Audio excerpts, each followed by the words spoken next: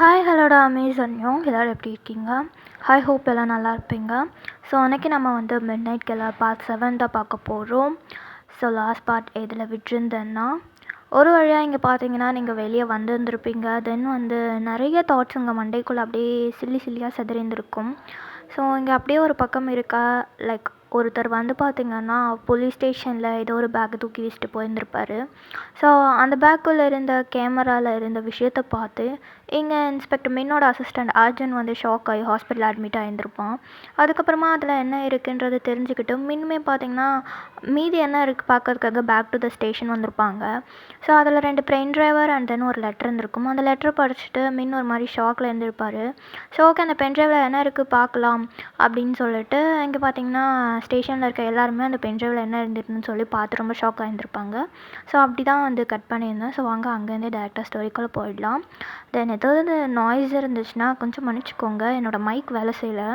So அதனால் நான் அப்படியே ஃபோனோட ரெக்கார்டர் தான் ரெக்கார்ட் பண்ணுறேன். ஸோ அதனால நார்மலாகவே நாய்ஸன்ஸ் இருக்கும், நான் இருக்க ப்ளேஸ் அப்படி. ஸோ அதனால் தவிர்க்க முடியாதுடா. ஸோ அதாவது நாய்ஸ் நடுவில் இருந்துச்சுன்னா கொஞ்சம் அட்ஜஸ்ட் பண்ணிக்கோங்க. ஓகே, என்னோடய வாய்ஸ் மட்டும் ஃபோக்கஸ் பண்ணிக்கோங்க.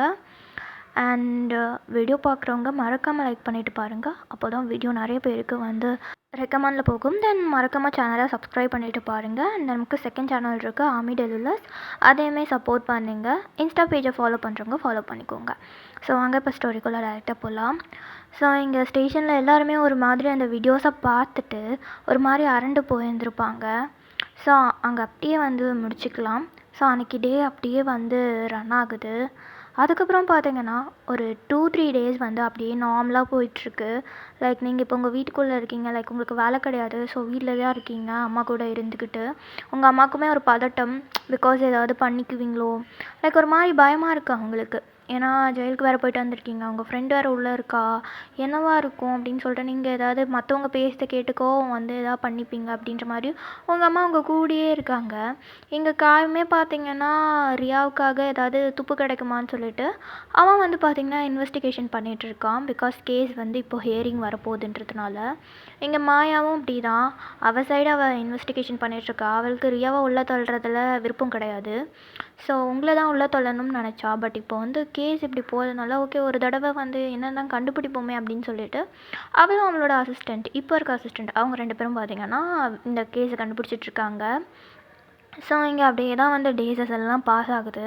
ஸோ ஒரு 3 days ஆஃப்டர் மறுபடியும் வந்து கேஸ் வந்து கோர்ட்டுக்கு வருது. ஸோ இங்கே உங்களை வந்து விசாரணைக்கு கூப்பிட்ருக்காங்க. பிகாஸ் நீங்களுமே அதில் விக்டிமாக இருந்திருக்கீங்க. உங்களுக்கு இப்போ பெயில் கிடச்சிருச்சு, ஆனால் நீங்கள் இன்னும் நிரபராதி, உங்களுக்கும் அந்த கேஸ்க்கும் சம்மந்தம் கிடையாது அப்படின்னு சொல்லிட்டு எந்த ஒரு சட்டப்பூர்வமாகவும் அறிவிக்கலை. ஓகேங்களா? உங்கள் மேலே வந்து சின்ன சந்தேகம் தான்றதுனால மட்டுமே உங்களுக்கு வெளியே போகிறதுக்கு அனுமதி வழங்கப்பட்டிருக்கு. ஸோ அதனால் இப்போ நீங்கள் மறுபடியும் பார்த்திங்கன்னா கோர்ட்டுக்கு வந்திருக்கீங்க. உங்களுக்கு இன்றைக்கி இன்வெஸ்டிகேஷன் அப்படின்னு சொல்லிட்டு கூட்டிகிட்டு வந்திருப்பாங்க.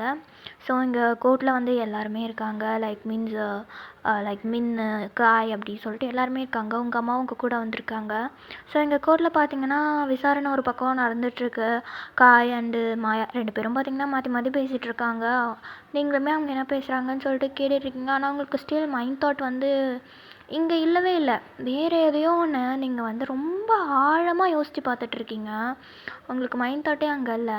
ஸோ இப்போ அங்கே வந்து பார்த்திங்கன்னா விக்டிம்ஸை விசாரிக்கணும் அப்படின்னு சொல்லிட்டு இங்கே வந்து உங்கள் பேரை வந்து கோர்ட்டில் வந்து ஆர்டர் பண்ணுறாங்க 3 தடவை.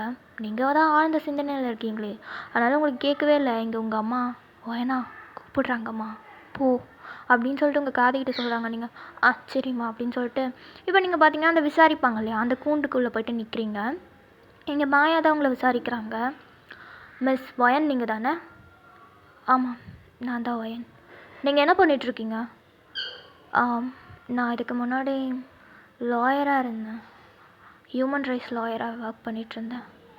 இப்போது நான் அந்த வேலையிலேருந்து என்னை ஃபயர் பண்ணிட்டாங்க, அதனால வேலை இல்லாமல் வீட்டில் தான் இருக்கேன். சரி, உங்கள் வயசு என்ன? 25. சரி, உங்களுக்கு அம்மா அப்பா இருக்காங்களா? இருக்காங்க. அம்மா மட்டும்தான். அப்பா நான் சின்ன வயசாக இருக்கும்போதே இறந்துட்டாராம், நான் அவரை பார்த்தது கிடையாது. ஓ சரி, உங்களுக்கு கூட பிறந்தவங்க அந்த மாதிரி ஏதாவது? இல்லை, அந்த மாதிரி யாரும் இல்லை, நான் ஒரே பொண்ணு. உங்களுக்கும் ரியாவுக்கும் என்ன சம்மந்தம்? அவளை எப்படி உங்களுக்கு தெரியும்? ரியா என்னோடய க்ளோஸ் ஃப்ரெண்டு. சின்ன வயசுலேருந்து நாங்கள் ஃப்ரெண்ட்ஸ். நிறைய விஷயங்கள ஒன்றா பார்த்துருக்கோம். ஒரே யூனிவர்சிட்டியில் தான் படித்தோம். அப்புறம் ஒரே இடத்துல வேலையும் பார்த்தோம். அதுக்கப்புறம் தான் இப்படியெல்லாம் நடந்திருக்கு. சரி, இப்போது இந்த கேஸ்க்கு சம்மந்தப்பட்ட விஷயத்துக்கு வரலாம். அன்றைக்கி நைட் என்ன நடந்துச்சுன்னு ஒரு முறை ரீகால் பண்ணி சொல்ல முடியுமா? எதுவுமே விடாமல் என்ன நடந்ததுன்னு ஃபுல்லாக சொல்லணும். லைக் நீங்கள் என்ன பார்த்தீங்க, எந்த டைமில் பார்த்தீங்க, என்ன நடந்துச்சு. நீங்கள் ரோட்டில் ஒரு சின்ன விஷயத்த பார்த்துருந்தா கூட அதை கூட நீங்கள் மென்ஷன் பண்ணி முழுக்க எல்லாத்தையும் இங்கே சொல்லணும். ஓகே? அப்படின்னு சொல்லிட்டு இங்கே பார்த்தீங்கன்னா இந்த கோர்ட்டில் ஒரு புக் வச்சுருப்பாங்க, லா புக். அந்த நான் சொல்வதெல்லாம் உண்மை தவிர வேறு ஒன்றும் இல்லைன்னா சொல்லி ப்ராமிஸ் வாங்குவாங்க இல்லையா? ஸோ அந்த புக்கை வச்சு உங்ககிட்ட ப்ராமிஸ் வாங்குறாங்க. நீங்களும் ஓகே நான் உண்மை மட்டும் சொல்கிறேன் அப்படின்னு சொல்லிட்டு நீங்கள் வந்து பார்த்தீங்கன்னா அதில் ப்ராமிஸ் பண்ணிவிட்டு தென் வந்து நீங்கள் சொல்ல ஆரம்பிக்கிறீங்க. லைக் இந்த மாதிரி அன்றைக்கி வந்து என் அம்மா எனக்கு கால் பண்ணியிருந்தாங்க, என்னை பொண்ணு பார்க்க வரதா சொல்லியிருந்தாங்க. ஸோ அதனால் வீட்டுக்கு ஒரு சீக்கிரமாக வர சொன்னாங்க. அதுக்கப்புறம் நானும் என் ஒர்க்ஸ் எல்லாம் முடிச்சுட்டு போகலான்னு கிளம்பும் போது எனக்கு இந்த மாதிரி என்னோடய சீஃப் வந்து ஒரு ஒர்க் கொடுத்தாரு. அதை பண்ணிட்டு தான் போகணும், என் ஆஃபீஸ் வந்து அதை வந்து சப்மிட் பண்ண அப்படின்னு சொல்லிட்டாரு. ஸோ அந்த ஒர்க் ரொம்ப நேரம் போச்சு. எல்லோரும் போனதுக்கப்புறமும் நான் வேலை பார்த்துட்டு இருந்தேன். ஒரு 9:30க்கு முன்னாடி நான் அந்த ஒர்க்கை முடிச்சுட்டு அவரோட ஆஃபீஸ்க்கு நான் போனப்போ அங்கே வந்து அவர் இல்லை. அவரோட செக்ரட்டரி தான், அந்த பொண்ணு தான் இருந்தார், ரிசப்ஷனிஸ்ட்டு. அவகிட்ட நான் கேட்டேன், ஆனால் வந்து சார் வர லேட் ஆகும், நீங்கள் வெயிட் பண்ண சொன்னார் உங்களை அப்படின்னு என்கிட்ட சொன்னான். ஸோ நானுமே ரொம்ப நேரமாக வெயிட் பண்ணேன். அவருக்கு கால் பண்ணவும் எடுக்க மாட்டேன்ட்டார். ஸோ ரொம்ப நேரம் வெயிட் பண்ணி என் அம்மாக்குமே நான் ஃபோன் பண்ணி சொல்லலை. என்னோடய ஃபோன் பார்த்திங்கன்னா சுவிட்ச் ஆஃப் ஆகிடுச்சு, சார்ஜ் இல்லாததுனால. அதுக்கப்புறமேட்டு நான் ரொம்ப நேரம் வெயிட் பண்ணதுக்கப்புறமா ரிசப்ஷனிஸ்ட் இந்த மாதிரி சார் வரமாட்டார், நீங்கள் போகலான்னு சொல்லிட்டாரு அப்படின்னு சொல்லி சொன்னாங்க. நானும் என்னடா இது அப்படின்னு சொல்லிட்டு அந்த ரிசப்ஷனிஸ்ட் கிட்ட வந்து என்னோட அந்த ஒர்க்கை கொடுத்துட்டு நான் அதுக்கப்புறம் அங்கே வந்து ஒரு 9:15 அந்த மாதிரி ஒரு டைமுக்கு நான் கிளம்புனேன். ஸோ ரொம்ப லேட்டு. அன்றைக்கி நான் அப்புறம் பஸ் ஸ்டாப்க்கு நடந்து போனேன். பஸ் ஸ்டாப் ரொம்ப காலியாக இருந்துச்சு, யாருமே இல்லை. அதுக்கப்புறம் ரொம்ப வெயிட் பண்ணி பஸ் வரல. ஒரே ஒரு பஸ் வந்துச்சு, அதில் நான் ஏறினேன். ஆனால் அதில் டிரைவர் தவிர வேறு யாருமே இல்லை, தனியாக தான் போனேன். அதுக்கப்புறம் வழக்கமாக இருக்க ஸ்டாப்பிங்கை விட நான் வேறு எங்கேயோ ஒரு ஸ்டாப்பிங்கில் இறங்கிட்டேன் தூங்குனதுனால. அப்புறம் அங்கேருந்து இறங்கி நான் மறுபடியும் என்னோடய ஸ்டாப்பிங் வரைக்கும் நடந்து வந்தேன். எனக்கு ஒரு மாதிரி சஸ்பீஷியஸாக ரொம்ப ஒரு மாதிரி ஃபிஷ்ஷியான விஷயங்கள் நடந்த மாதிரி எனக்கு ஒரு ஃபீல் ஆச்சு. லைக் என்னை யாரோ ஃபாலோ பண்ணுற மாதிரி எனக்கு ஒரு மாதிரி பயமாக இருந்தது. அதனால் ஒரு ஃபோன் பூத்துக்கு போய்ட்டு என் ஃப்ரெண்ட் ரியாவுக்கு கால் பண்ணேன். அவளை வந்து என்னை பிக்கப் பண்ணிக்க சொல்லி சொன்னேன். அதுக்கப்புறம் அந்த ஃபோன் பூத்துலேருந்து நான் கிளம்பி லைக் ஸ்ட்ரெயிட் ரூட்டாக போகாமல் பயத்தில் குறுக்கில் ஒரு சந்து வழியாக நான் பூந்து வந்தேன். அப்படி நான் நடந்து வர சொல்ல யாரோ என்னை ஃபாலோ பண்ணிட்டு ஒரு மாதிரி ஃபுட் ஸ்டெப்ஸ்லாம் கேட்டுச்சு. திரும்பி பார்க்கும்போது ஆனால் யாருமே இல்லை. அதுக்கப்புறம் கொஞ்சம் தூரம் கழித்து எனக்கு ஒரு விசில் சத்தம் கேட்க ஆரம்பிச்சிது.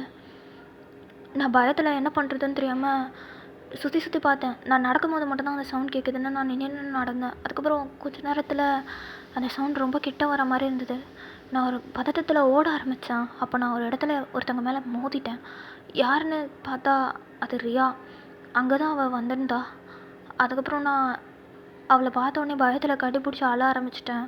அவள் என்னாச்சு, சரி ஓகே வீட்டுக்கு போகலான்னு சொல்லிட்டு பக்கத்தில் ஒரு ஸ்ட்ரீட்டில் அவளோட வண்டியை நிறுத்தி வச்சுருக்கா.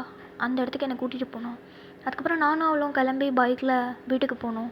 அவளோட வீட்டுக்கு தான் என்னை கூட்டிகிட்டு போனான். பதட்டத்தில் நானும் சரி ஓகே அப்படின்னு சொல்லிட்டு இது ஒன்றும் எனக்கு புதுசு கிடையாது, ஏன்னா நான் அவள் வீட்டுக்கு அடிக்கடி போவேன்றதுனால அம்மாவும் எதுவும் சொல்ல மாட்டாங்கன்னு சொல்லிட்டு நான் அவளோட வீட்டுக்கு போனேன். அதுக்கப்புறம் 2 பேருமே போய் தூங்கிட்டோம். மறுநாள் மார்னிங் நான் அவகிட்ட நடந்த விஷயங்களை சொல்லிகிட்டு இருக்கும்போது அந்த வீட்டுக்குள்ளே ஒரு விசில் சத்தம் மறுபடியும் கேட்டுச்சு. அப்போ நாங்கள் அந்த கில்லரை பற்றி பேசிகிட்டு இருந்தோம். அப்போ தான் ஃபர்ஸ்ட் டைம் அந்த கில்லரை பற்றி எனக்கு ரியா சொன்னான். ஏன்னா அவள் கிரிமினல் டிபார்ட்மெண்ட்டில் ஒர்க் பண்ணுறான்றதுனால என்கிட்ட அவள் அதெல்லாம் சொல்லும் போது எனக்கு ஒரு மாதிரி பயமாக இருந்தது. நான் அதை அப்படியே கேட்டுக்கிட்டு இருக்கும்போது தான் விசில் சத்தம் கேட்டுச்சு. அந்த விசில் சத்தத்தை நோக்கி நாங்கள் போக சொல்ல ஆப்போசிட்டில் போலீஸ் வந்து எங்களை அரெஸ்ட் பண்ணிட்டாங்க. நாங்கள் தான் கொலையாளின்னு சொல்லிட்டு இதுதான் மேடம் நடந்துச்சு அப்படின்னு சொல்லிட்டு நீங்கள் வந்து எல்லாத்தையுமே வந்து அப்படியே ரீகால் பண்ணி சொல்லிகிட்ருக்கீங்க. ஸோ எங்கள் மாயாவும் எல்லாத்தையும் கேட்டுட்டு சரி ஓகே ரியா அந்த டைமில் எங்கே இருந்தாங்கன்னு உங்களுக்கு தெரியுமா? லைக் நீங்கள் கால் பண்ணும்போது, நான் கால் பண்ணும்போது அவகிட்ட என்னை வந்து கூட்டிகிட்டு போகணுன்னு சொன்னேன். ஆனால் அவள் எங்கே இருந்தான்னு நான் கேட்கல. பட் ஆனால் அவளுக்கு 6 o'clock ஷிஃப்ட்டு முடிஞ்சிடும். அப்போது கண்டிப்பாக அவள் வீட்டுக்கு தான் போவாள். அது மட்டும் இல்லாமல் அன்றைக்கி நான் மட்டும்தான் ரொம்ப நேரம் ஒர்க் பார்த்தேன், ஆஃபீஸில் யாருமே இல்லை. ஸோ அப்போ கண்டிப்பாக அவள் வீட்டில் இருந்தால் வந்திருக்கணும். ஓ ஆல்ரைட். சரி, ஓகே. அன்னைக்கு நீங்கள் குறுக்கு சந்து வழியாக போனதா சொன்னீங்க. அந்த சந்துக்கு எப்படி கரெக்டாக ரியா வந்தா? வந்திருந்தா மெயின் ரோட்டில் தான் வந்திருக்கணும். ஆனால் எப்படி அங்கே வர முடியும்? அதுவும் எனக்கு தெரியல. நான் அவகிட்ட பஸ் ஸ்டாப் பேரை தான் சொன்னேன். ஆனால் அவள் வர்றதுக்கு முன்னாடி அந்த பஸ் ஸ்டாப்பில் எனக்கு ஒரு மாதிரி வினோதமாக இருந்ததுனால தான் சரி அவள் வரும்போது வரட்டும் அப்படின்னு சொல்லிட்டு நான் ஸ்ட்ரைட்டாக நடக்க ஆரம்பித்தேன். அப்போ ஒரு பதட்டத்தில் தான் நான் வேறு ஏதோ ஒரு சந்துக்குள்ளே பூந்துட்டேன். மற்றபடி நான் வேணும்னு எதுவுமே பண்ணல. ஆனால் எனக்குமே தெரியல அவள் எப்படி கரெக்டாக அங்கே வந்தான்னு. நான் ஏதோ ஒரு எதிர்ச்சியில் எது நடந்துருச்சுன்னு அந்த பயத்தில் நான் அவள் கூட கிளம்பி போயிட்டேன். அதுக்கப்புறம் நாங்கள் விசாரிக்கல. அதுக்குள்ளே தான் எங்களை அரெஸ்ட் பண்ணிட்டாங்க. சரி, ஓகே. நீங்களும் ரியாவும் விசாரணைக்கு அடிக்கடி கோர்ட்டுக்கு ஹியரிங்க்கு வரும்போது ரியா உங்ககிட்ட ஏதாவது சொல்லுவாளா? இல்லை, ஃபர்ஸ்ட் 2 ஹியரிங் நடக்கும்போது நானுமே கொலை பண்ணலன்னு சொல்லிட்டு இருந்தேன். ரியாவும் அப்படி தான் சொன்னான். அழக்கூட செஞ்சா. ஆனால் ஆனால் ஆனால் என்ன மிஸ் வாயன், ஏதாவது மறைக்கிறீங்களா? சீக்கிரம் சொல்லுங்கள். அது மிஸ் வாயன், நீங்கள் ப்ராமிஸ் பண்ணியிருக்கீங்க, ஸோ போய் சொல்லக்கூடாது. சொல்லுங்கள், என்ன விஷயம்? ரியா என்ன சொன்னா அப்படின்னு சொல்லிட்டு இங்கே மாயா ஒரு மாதிரி கத்தி கேட்குறா. ஒரு மாதிரி அதட்டுவாங்க இல்லையா, ஸோ அந்த மாதிரி கேட்குறா. நீங்கள் அப்படியே அது 3rd ஹியரிங் என் மேலே எந்த குற்றமும் இல்லைன்னு சொல்லும் போது அவ்வளோ நாள் அழுதுட்டு இருந்த ரியா நான் கொலை பண்ணலன்னு நிறைய தடவை கத்திருக்கா. அவள் வார்ட்லேருந்து எனக்கு சவுண்ட் கூட கேட்கும். ஆனால் அன்னைக்கு என்ன நினச்சானே தெரில, அமைதியாக இருந்துட்டா. ஒரு மாதிரி அமைதியாக ஏதோ ஒரு சந்தோஷம் அவள் முகத்தில் நான் பார்த்தேன். லைட்டாக சிரிச்சா. ஒருவேளை நான் ரியாவோட இடத்துல இருந்திருந்தேன்னா கண்டிப்பாக இவளை மட்டும் வெளியே கூட்டிகிட்டு போயிருக்காங்க, நான் கொலையே பண்ணலைன்னு சொல்லி நான் கத்திருப்பேன். ஆனால் அவள் எதுவுமே பண்ணல. ஒரு மாதிரி அமைதியாக போனான். அவ்வளோதான் எனக்கு தெரியும் அப்படின்னு சொல்லிட்டு இங்கே பார்த்தீங்கன்னா நீங்கள் சொல்கிறீங்க. சரி, ஓகே, உங்கள் விசாரணை முடிச்சு நீங்கள் போகலாம் அப்படின்னு சொல்லிட்டு இங்கே மாயா வந்து சொல்கிறாங்க. ஸோ நீங்களுமே பார்த்தீங்கன்னா போயிட்டு அப்படியே உட்காடுறீங்க. ஸோ இங்கே பார்த்தீங்கன்னா கொஞ்சம் நேரம் வந்து கேஸ் போயிட்டுருக்கு. ஸோ ஒரு வழியாக நிறைய எவிடன்ஸ் எல்லாம் பார்த்தீங்கன்னா இங்கே ஜட்ஜ் கிட்ட கொடுக்குறாங்க. ஸோ ஒரு வழியாக இங்கே வந்து கேஸ் முடிஞ்சிருச்சு. ஜட்ஜும் பார்த்தீங்கன்னா தீர்ப்பு கொடுத்துட்டாங்க. லைக் ரியா தான் உண்மையான கொலையாளி அப்படின்னு சொல்லிட்டு தீர்ப்பு வந்து கொடுக்குறாங்க. ஸோ இங்கே ரியாவுக்கு பார்த்தீங்கன்னா ஆயுள் தண்டனை. உங்களுக்கு தாங்க முடியல, என்ன எப்படி நீங்கள் அதை வந்து பண்ணலாம், எப்படி நீங்கள் அவளை வந்து கொலையாளி சொல்லலாம் அப்படின்னு சொல்லிட்டு நீங்கள் அந்த கோர்ட்லேயே கத்துறீங்க. ஸோ அப்போ வந்து இங்கே காய் வந்து சொல்கிறாரு, அமைதியார் வேன் ப்ரூஃபோட மாட்டியிருக்கா, எதுவும் பண்ண முடியாது, அமைதியார், நம்ம வெளியே போய் பேசலாம் அப்படின்னு சொல்லிட்டு உங்களை வந்து அவர் ஒரு மாதிரி சமாதானப்படுத்துகிறாரு. ஸோ இங்கே ரியாவை பார்த்தீங்கன்னா அப்படியே கையில் விலங்கெல்லாம் போட்டு கூட்டிகிட்டு போகிறாங்க. ஸோ நீங்கள் அவளை பார்த்து அழுகுறீங்க. ஆனால் அவள் உங்களை பார்த்து சிரிக்கிறா. லைக் ஒரு மாதிரி லூஸு மாதிரி சிரிச்சிட்ருக்கா உங்களை பார்த்து. உங்களுக்கு ஒன்றும் புரியல, என்ன ஆச்சு இவளுக்கு, பைத்தியம் கீத்தியம் பிடிச்சிருச்சா அப்படின்னு சொல்லிட்டு நீங்கள் ரியா இல்லை, நான் உன்னை எப்படியாவது வெளியே எடுத்துகிட்டு போறியா, நீ இங்கேருந்து போகக்கூடாது ரியா ப்ளீஸ் அப்படின்னு சொல்லிட்டு நீங்கள் போய் அவளை போய் கட்டி பிடிச்சி அழுகுறீங்க. இங்கே அந்த போலீஸ்லாம் வந்து உங்களை பிரித்து விட்டுட்டு தள்ளி விட்டுட்ருக்காங்க. இங்கே நீங்கள் அப்படியே அழுதுகிட்டே இருக்கும்போது ரியா உங்கள் காதில் ஏதோ ஒரு விஷயத்த சொல்கிறா. அதை சொன்னோடனே நீங்கள் டக்குன்னு அவளை அப்படியே விட்டுட்டு அப்படியே ஒரு மாதிரி ஆச்சரியமாக ஒரு மாதிரி ஷாக்கில் அவளை வந்து பார்க்குறீங்க. ஸோ அவள் அப்படியே லைட்டாக அவங்கள பார்த்து சிரிக்கிறா. போலீஸ் அவளை கூட்டிகிட்டு போயிட்டாங்க. ஸோ இங்கே மீடியா எல்லாமே பார்த்திங்கன்னா இப்போ உங்கள் பக்கம் திரும்பிடுச்சு. எல்லாருமே அப்படியே கேமரா எடுத்துகிட்டு வராங்க. ஸோ இப்போ அஃபிஷியலாக அங்கே மேலே எந்த தப்பும் இல்லை அப்படின்னு சொல்லிட்டு கோர்ட்டில் ஆர்டர் போட்டிருப்பாங்க. ஸோ எல்லாருமே உங்கள் பக்கம் திரும்பவும் இங்கே காய் வந்து உங்களை அப்படியே இழுத்துட்டு போகிறாரு, வா ஒயன் போகலாம் அப்படின்னு சொல்லிட்டு. உங்களுக்கு ஒன்றுமே புரியல. இப்போ நீங்கள் வீட்டுக்குமே போயாச்சு. வீட்டுக்கு போய் பேய் அறிஞ்ச மாதிரி உட்காந்துருக்கீங்க. இங்கே உங்கள் அம்மாவுக்கும் எதுவுமே தெரில. ஸோ இங்கே உங்கள் அம்மாவும் பார்த்திங்கன்னா அப்படியே அமைதியாக உட்காண்ட்ருக்காங்க. எவ்வளோ நேரம் அமைதியாக இருக்கிறது அப்படின்னு சொல்லிட்டு அவங்க என்ன பண்ணுறாங்கன்னா டிவி ஆன் பண்ணுறாங்க. ஸோ டிவியில் வந்து நியூஸ் ஓடிட்டுருக்கு. இந்த மாதிரி பல நாளாக கண்டுபிடிக்காமல் இருந்த அந்த மிட் நைட் கில்லரை ஒரு வழியாக இன்றைக்கி போலீஸ் கண்டுபிடிச்சிட்டாங்க. அது ஒரு பொண்ணு, அவளோட பேர் ரியா, 26 வயசாகுது. இந்த இடத்துல தான் இருக்கா. இவ்வளோ நாள் இவ தான் எல்லா பொண்ணுங்களையும் கொன்று அவங்களோட டெட் பாடிஸை இந்த மாதிரி கண்ட இடத்துல வீசியிருக்கிறது. இவ தான் இதுக்கு எல்லாமே காரணம். ஆதாரத்தோடு மாட்டியிருக்கா. சில வீடியோ ப்ரூஃப்ஸ் எல்லாமே போலீஸ்கிட்ட வந்து மாட்டியிருக்கு அப்படின்னு சொல்லிட்டு 1-2 ஸ்லிப்ஸ் மட்டும் போடுறாங்க. அந்த ஸ்லிப்ஸை உங்கள் அம்மா பார்த்துட்டு ஒயனா இதை பாரு அப்படின்னு சொல்லிட்டு உங்களை தட்டுறாங்க. நீங்கள் அப்போ தான் டிவியை பார்க்குறீங்க. அந்த ஸ்லிப்பில் ஆக்சுவலாக இருக்கிறதே நீங்கள் தான். லைக் நீங்கள் ஒரு ரோட்டில் நடந்து போயிருந்துருப்பீங்கள்ல, அந்த ரோட்டில் உங்கள் பின்னாடி ரியா நடந்து வந்துட்டுருக்கா. லைக் கையில் கத்தி வச்சுருக்கா, உங்கள் பின்னாடி நடந்து வரா, நீங்கள் முன்னாடி ஓடுறீங்க. நீங்கள் திரும்ப சொல்ல கரெக்டாக அவள் எதுலையாவது போய் ஒளிஞ்சிக்கிறா. ஸோ நீங்கள் மறுபடியும் திரும்புறீங்க, மறுபடியும் உங்கள் பின்னாடி நடந்து வர மாதிரி வந்து சீக்வன்ஸ் போயிட்டுருக்கு. ஒரு கட்டத்தில் அவள் அப்படியே கத்தி எடுத்துகிட்டு வந்து உங்களுக்கு குத்த வர மாதிரி வரா. டக்குன்னு நீங்கள் திரும்புறீங்க பாருங்கள், அங்கே யாருமே இல்லை. ஸோ அப்போ நீங்கள் கடன்னு வேகமாக ஓடுறீங்க. அந்த மாதிரியான ஸ்லிப்ஸ் அவ்வளோதான் இருக்குது அதில். அதை வந்து நியூஸில் போட்டு காட்டிகிட்ருக்காங்க. ஸோ இதுக்கும் ஒயனுக்கும் எந்த சம்மந்தமும் கிடையாது, முழுக்க ரியா தான் காரணம் அப்படின்னு சொல்லிட்டு அந்த டிவியில் அந்த ஒரு ஸ்லிப் மட்டும்தான் வந்து ரிலீஸ் பண்ணுறாங்க. ஸோ நீங்கள் அதை பார்த்துட்டு இது ரியா வாய்ப்பே இல்லை, எப்படி அது நடக்கும், அவ எப்படி இல்லை இங்கே என்ன நடக்குது அப்படின்னு சொல்லிட்டு நீங்கள் அவரை பார்த்து கத்துறீங்க. இப்போ அந்த மனுஷன் பார்த்தீங்கன்னா பொறுமையாக உங்ககிட்ட அவரோட மொபைலில் சில வீடியோஸ் இருக்குது, அதை வந்து காட்டுறாரு. ஸோ நீங்கள் பார்க்குறீங்க அந்த வீடியோஸில் என்ன இருக்குன்னா, ஆக்சுவலாக போலீஸ் ஸ்டேஷனில் மென்னுக்கு ஒரு 2 பென்ட்ரைவ் வந்திருக்கோம்ல, அவங்க கூட லேப்டாப்பில் போட்டு பார்த்துட்டு ஷாக் ஆகியிருந்திருப்பாங்கல்ல, அதுவும் ஒரே வீடியோ, ஓகேவா? ஸோ அந்த வீடியோவில் என்ன இருக்குன்னா, ஃபர்ஸ்ட் இருக்க வீடியோவில் பார்த்தீங்கன்னா ஃபுல் அண்ட் ஃபுல் நீங்கள் தான் இருக்கீங்க. லைக் நீங்கள் ஆஃபீஸில் ஒர்க் பண்ணியிருப்பீங்க பாருங்கள், யாருமே இல்லாமல் தனியாக, அப்போ ரெக்கார்ட் பண்ணி லைக் நீங்கள் வீட்டுக்கு வந்த வரைக்கும் அதில் ரெக்கார்ட் ஆகிருக்கு.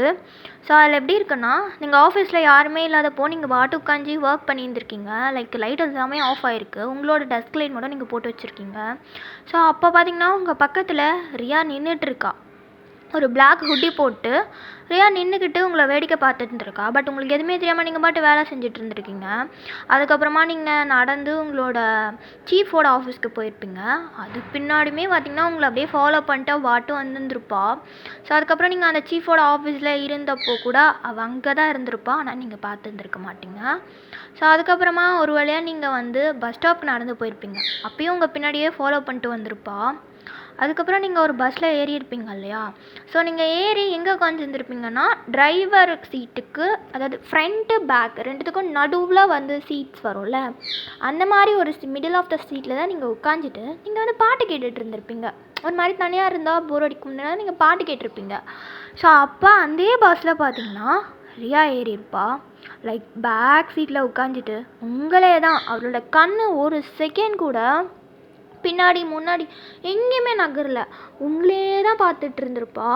ஸோ அதுக்கப்புறம் நீங்கள் தூங்கியிருப்பீங்க அந்த பஸ்லேயே, அப்பயுமே அவள் உங்களே தான் பார்த்துட்டு உங்களோட ஸ்டாப்பிங் வந்தோடனே அந்த கண்டக்டர் வந்து நிறுத்திட்டு உங்களை வந்து எழுப்புறதுக்காக வந்திருப்பார் அந்த டிரைவர். அப்போ அவள் தான் என்ன பண்ணியிருக்கான்னா, நீங்கள் போங்க அடுத்த ஸ்டாப்பிங், அவள் அங்கே தான் இறங்கணும், நான் அவள் கூட தான் போகணும் அப்படின்னு சொல்லிட்டு இங்கே ரியா சொல்லியிருப்பா. ஸோ அந்த டிரைவரும் சரி ஓகேன்னு சொல்லிட்டு அடுத்த ஸ்டாப்பிங்கில் வந்து நிறுத்துறாரு.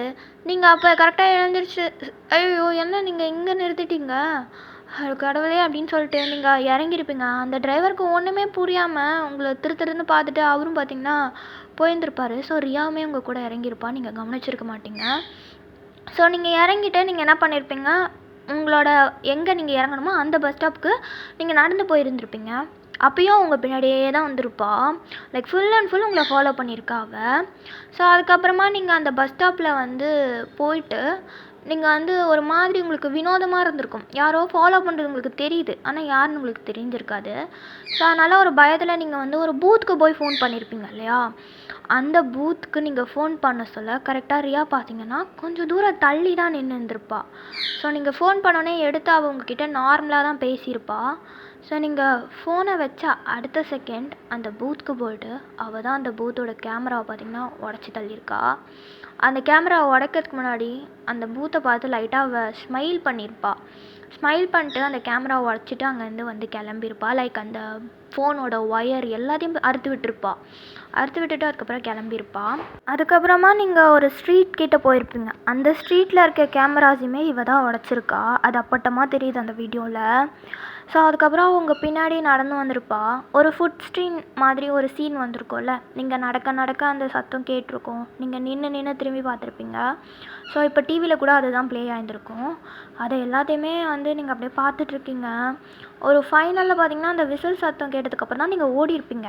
அதுக்கு முன்னாடி ரியா பார்த்தீங்கன்னா உங்களுக்கு குத்த வந்திருப்பா. ஸோ நான் டக்குன்னு நீங்கள் திரும்பி பார்த்துருப்பீங்க. ஆனால் இங்கே யாருமே இருந்திருக்க மாட்டாங்க. அதுக்கப்புறம் ஒரு பதட்டத்தில் நீங்கள் வேகமாக நடக்க ஸ்டார்ட் பண்ணும்போது உங்களுக்கு கரெக்டாக அந்த விசில் சவுண்ட் கேட்டிருக்கும்.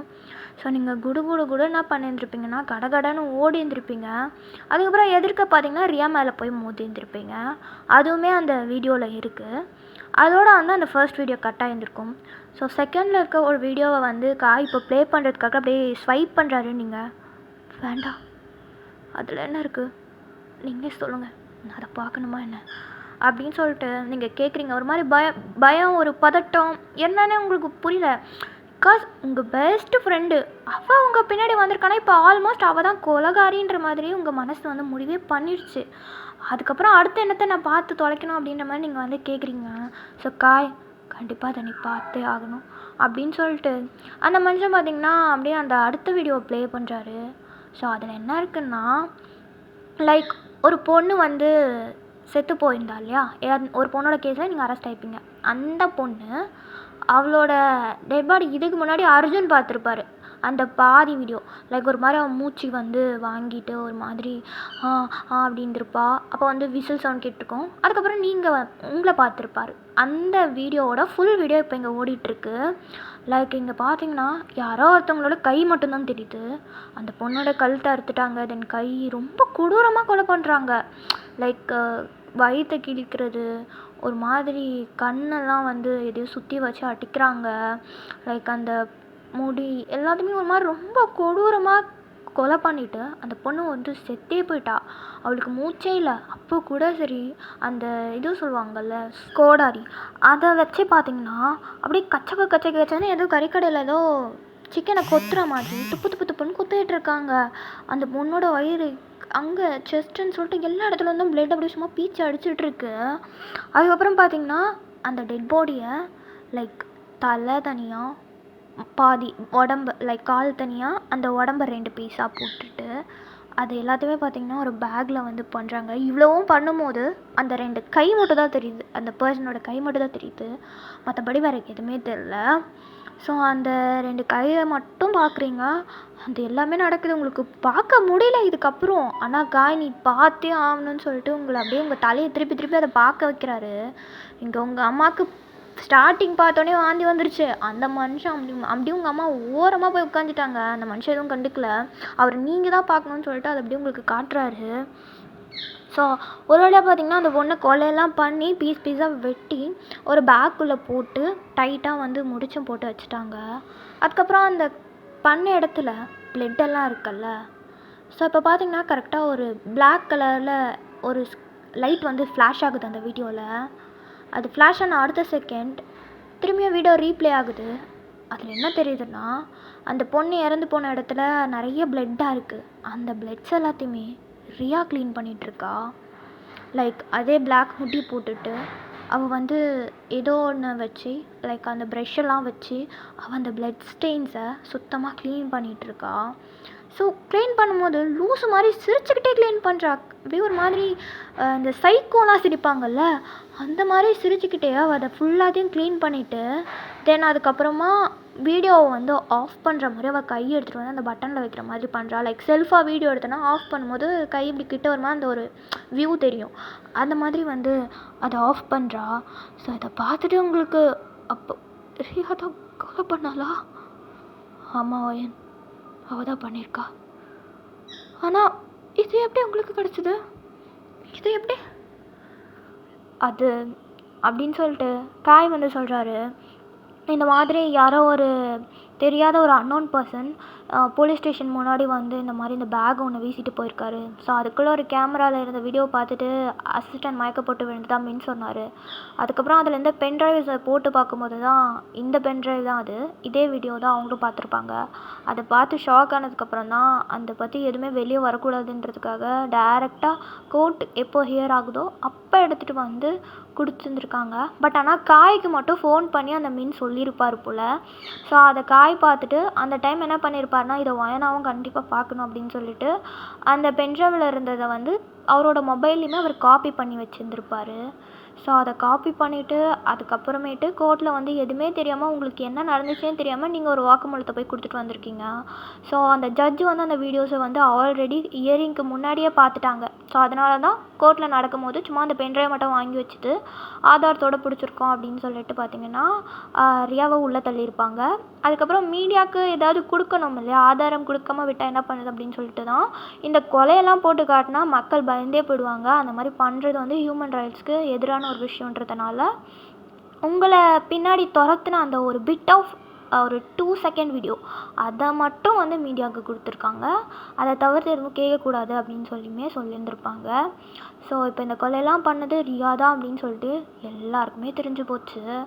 இங்கே உங்களுக்கு அப்படியே தலையே சுற்றுது, முடியல.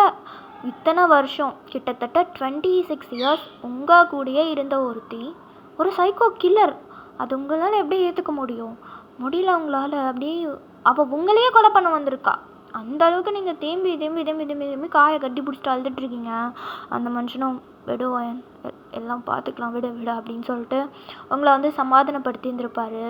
ஸோ ஆஃப்டர் தட் பார்த்தீங்கன்னா நாட்கள் எல்லாமே இப்படியே ஓடுது. ஸோ கிட்டத்தட்ட ஒரு 4 மாதம் தாண்டி போயிடுச்சு. இந்த 4 மாதத்தில் பார்த்தீங்கன்னா எதுவுமே மாறி இருக்காது. லைக் உங்களுக்கு இன்னும் வேலை கிடைக்கல, இதுக்கப்புறம் உங்களுக்கு அந்த ஃபீல்டுக்கு போகவே உங்களுக்கு இஷ்டம் இல்லை. உங்களுக்கு வந்து இந்த கொலை இதெல்லாம் தாண்டி தள்ளி வெளியே போகணும், எனக்கு வேலைக்கே போக வேண்டாம் அப்படின்னு சொல்லிட்டு நீங்கள் பார்த்தீங்கன்னா வீட்டுக்குள்ளேயே அடைஞ்சு கிடந்திருப்பீங்க. உங்கள் அம்மாவும் காயும் தான் உங்களை கொஞ்சம் கொஞ்சம் பேசி அப்பப்போ வெளியெல்லாம் கூட்டிகிட்டு வந்து கொஞ்சம் கொஞ்சம் உங்களை பார்த்துக்கிறாங்க. இங்கே ரியாவுக்கு வந்து ஆயுள் தண்டனை கொடுத்தாச்சு. அவளை அதுக்கப்புறம் யாருமே பார்க்க வரல. அவளுக்கு வந்து பார்த்திங்கன்னா மென்டலாக அவள் வந்து ஒரு மாதிரி பாதிக்கப்பட்டிருக்கா அப்படின்னு சொல்லிட்டு, பிகாஸ் அந்த வீடியோலலாம் சைக்கோ மாதிரி சிரிச்சிருப்பா. ஒரு இவ்வளோ கொடூரமாக கொலை பண்ணுறாங்கன்னா அவங்க மனுஷங்களாக இருக்க வாய்ப்பே இல்லை, அவங்க ஒரு சைக்கோ. ஸோ அதனால் வந்து சைக்காட்டிஸ்ட்டை வச்சு கொஞ்சம் ட்ரீட்மெண்ட்லாம் அவளுக்கு ஒரு மாதிரி நடந்துகிட்ருக்கு. இங்கே மக்களும் பார்த்திங்கன்னா போகிற போக்கில் இதை வந்து மறந்துட்டாங்க. பிகாஸ் அந்த 4 மாதத்தில் எந்த ஒரு இன்சிடெண்ட்டுமே நடக்கலை. அதுக்கப்புறம் எந்த ஒரு கொலையோ என்ன ஒரு இதுவுமே நடக்காததுனால மிட் நைட் கில்லர் மாட்டிக்கிட்டான். அது ஒரு பொண்ணு, அவள் மாட்டிக்கிட்டா, அவளுக்கு தண்டனை கொடுத்துட்டாங்க, அவள் ஜெயிலில் இருக்கா, அவ்வளோதான் சொல்லிட்டு எல்லாருமே அப்படியே விட்டுட்டாங்க. ஸோ நீங்களும் பார்த்தீங்கன்னா உங்கள் வீட்டை எல்லாத்தையும் ஷிஃப்ட் பண்ணியிருப்பீங்க. லைக் நீங்கள் வந்து ஃபர்ஸ்ட் வந்து பார்த்தீங்கன்னா குவாஞ்சூவில் இருந்திருப்பீங்க. ஸோ அங்கேருந்து இப்போ நீங்கள் சியோலுக்கு வந்து ட்ரான்ஸ்ஃபர் ஆகிட்டிங்க. அந்த இடத்துக்கு வந்து வீடு வந்தாச்சு. இங்கே காயும் பார்த்தீங்கன்னா உங்கள் கூடயே வந்து மூவ் ஆகிருப்பார். அவரும் அந்த இடத்துல இருந்து ட்ரான்ஸ்ஃபர் வாங்கி சியோல் கோர்ட்டில் ஒர்க் பண்ணுறதுக்கு வந்து ட்ரான்ஸ்ஃபர் வாங்கியிருப்பார். இங்கே மாயாவுக்கும் பார்த்தீங்கன்னா இந்த கேஸ் கண்டுபிடிச்சது மாயாதான்ற மாதிரி ஃபுல் அண்ட் ஃபுல் இங்கே ப்ரிட்டன்ட் பண்ணிட்டார் அவங்களோட அப்பா. ஸோ அதனால் மாயாவுக்கு பார்த்திங்கன்னா இப்போது அவங்க அப்பாவோட போஸ்டிங் கிடச்சிருச்சு, சீஃப்னு சொல்லிட்டு. அவங்க அப்பா ரிட்டையர்ட் ஆகிட்டாரு. ஸோ மாயா தான் இப்போ வந்து குவாஞ்சூவில் இருக்க அந்த கோர்ட் அந்த லாயர் டிபார்ட்மெண்ட்க்கு வந்து சீஃபாக இருக்கா. ஓகே, ஸோ இப்படி தான் நடந்துகிட்ருக்கு. இங்கே தேயாங்கும் பார்த்திங்கன்னா அவரோட ஒர்க்ஸ் எல்லாமே அவர் வந்து பார்த்துட்ருக்காரு. ஸோ இப்போது ஒரு ஃபைன் டே, லைக் இன்றைக்கி வந்து பார்த்திங்கன்னா உங்களை பொண்ணு பார்க்க வராங்க. உங்கள் அம்மா வந்து இதுக்கப்புறமும் உங்களுக்கு கல்யாணம் பண்ணாமல் வைக்கிறது முடியாது. நீங்கள் அதாவது பண்ணால் கல்யாணம் அந்த மாதிரி ஏதாவது ஒன்று நடந்தால் நீங்கள் கொஞ்சம் ஹாப்பியாக எல்லாத்தையும் மறந்துட்டு மூவ் பண்ணிட்டு போவீங்க அப்படின்னு சொல்லிட்டு உங்கள் அம்மா நம்புகிறாங்க. ஸோ அதுக்காக உங்களுக்கு வந்து கல்யாணம் பண்ணலான்னு சொல்லிட்டு ஆல்ரெடி பேசி முடிச்சிட்டாங்க. லைக் அவர் கூட தான் உங்களுக்கு கல்யாணம் ஆக போகுது. அரேஞ்ச் மேரேஜ் தான். பட் இந்த ஃபார்மாலிட்டின்னு ஒன்று இருக்குல்ல, பொண்ணு பார்க்க மாற்றி அதுக்கப்புறம் நிச்சயம் பண்ணி அப்படி தான் கல்யாணம் பண்ணணும்னு ஒரு லைன் இருக்குது. ஸோ அதுக்காக சும்மா சாங்கிய சம்பிரதாயத்துக்காக வந்து இப்போ இன்றைக்கி பொண்ணு பார்க்க வாங்க அப்படின்னு சொல்லியிருந்திருப்பாங்க போல். ஸோ அதனால் இங்கே பார்த்தீங்கன்னா மாப்பிள்ளை வீட்டிலேருந்து இன்றைக்கி உங்களை வந்து பொண்ணு பார்க்கறதுக்காக வராங்க. உங்களுக்கும் பெரிய அப்ஜெக்ஷன்லாம் இல்லை, உங்களுக்கும் ஓகே தான். உங்களுக்கு தெரியும் உங்கள் அம்மா பார்க்குற பையனை தான் நீங்கள் கல்யாணம் பண்ணிக்கணும் அப்படின்னு சொல்லிட்டு. உங்களுக்குமே அதில் வந்து எந்த ஒரு இதுவும் இல்லை. உங்களுக்கு காதல் கத்திரிக்காய் அதெல்லாம் கூட கிடையாது. ஸோ அதனால் நீங்களுமே நம்மளும் மூவ் ஆன் பண்ணணும், ஹாப்பியாக இருக்கணும் அதுக்கப்புறம் லைஃப்பில் அப்படின்னு சொல்லிட்டு நீங்களும் வந்து என்ன பண்ணுறீங்கன்னா ஓகேன்னு சொல்லியிருந்திருப்பீங்க. ஸோ இங்கே உங்கள் வீட்டில் பார்த்தீங்கன்னா இந்த பலகாரம் சுடுறது அந்த மாதிரி வேலையெல்லாம் நடந்துகிட்ருக்கு. இங்கே நீங்கள் வந்து உங்கள் ரூமில் வந்து ரெடி பண்ணிகிட்ருக்காங்க உங்களை. ஸோ இங்கே வெளியே பார்த்தீங்கன்னா லைக் ஒரு கார் வருது, மாப்பிள்ளை வீட்டிலேருந்து வராங்க. ஸோ அந்த காரோட ஹார்ன் சவுண்ட் வந்து கேட்குது. நீங்கள் அப்படியே உங்களோட ரூம் ஜன்னல்லேருந்து எட்டி பார்க்குறீங்க. நீங்கள் ஃபர்ஸ்ட் ஃப்ளோரில் இருப்பீங்க. ஸோ அதனால் ஜன்னல்லேருந்து எட்டி பார்க்குறீங்க. ஒரு பிளாக் கலர் காரு. ஸோ அதில் வந்து பார்த்திங்கன்னா ஒரு ஃபேமிலியே இறங்குறாங்க. லைக் கையில் தட்டு பொருள் பழம் அதெல்லாம் வச்சுட்டு லைக் ஒரு பொண்ணு பார்க்குற செட்டப் வந்தால் எப்படி வருவாங்களோ அந்த மாதிரி வந்து இறங்குறாங்க. ஸோ அந்த கார்லேருந்து ஒரு ஹேண்ட்ஸமான ஒரு பையன் லைக் பிளாக் கலரில் கோட் ஷூட் போட்டுட்டு கூலிங் கிளாஸ் போட்டு அந்த பையன் அப்படியே தலையை ஃப்ளிப் பண்ணிட்டு ஹேர் அப்படியே லைட்டாக கையில் ஃப்ளிப் பண்ணிட்டு தென் அந்த ஸ்லீவ் அப்படியே மடிச்சு விட்ட மாதிரி ஒரு பையன் அப்படியே இறங்கி வரான். ஸோ நீங்கள் அப்படியே பார்க்குறீங்க. அவ்வளோதாங்க, அப்படியே வந்து நம்ம சீனை கட் பண்ணிக்கலாம். நெக்ஸ்ட் எபிசோடில் பார்க்கலாம்டா. ஐ ஹோப் இது உங்களுக்கு பிடிச்சிருக்கும்னு நினைக்கிறேன். இனிமேல் மிட் நைட் கில்லர் வந்து ரெகுலராக வரும், ஓகேவா? ஸோ அதனால் கவலைப்பட வேண்டாம். சரி, ஓகே. வீடியோ பார்த்தவங்க வீடியோ பிடிச்சிருந்தா மறக்காமல் லைக் பண்ணுங்கள் அண்ட் சேனலை சப்ஸ்கிரைப் பண்ணிக்கோங்க. செகண்ட் சேனலையும் பார்த்து சப்ஸ்கிரைப் பண்ணி சப்போர்ட் பண்ணுங்கள். அண்ட் இன்ஸ்டா பேஜை ஃபாலோ பண்ணுறவங்க ஃபாலோ பண்ணிக்கோங்கடா. Bye bye all. சிறங்க அம்மி.